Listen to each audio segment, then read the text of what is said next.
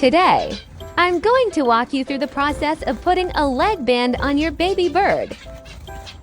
This is a great way to keep track of your bird's age and other important details. I am using an open ring. It is very easy to install. And it didn't harden your baby bird. Also, it is cheap to buy. Even your bird is few weeks old, you can still put this on. Open your ring with the tool provided.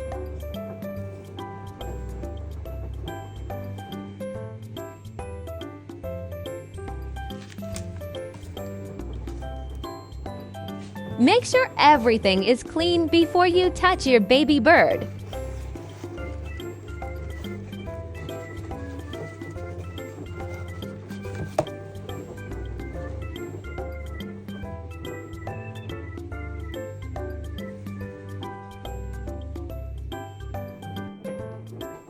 Carefully place your baby bird's leg in it and slowly remove the tool.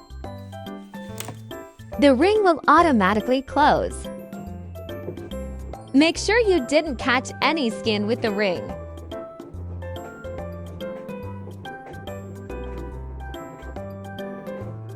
Job done! Safely place your baby bird back to the nest. Please like and subscribe if you like my video.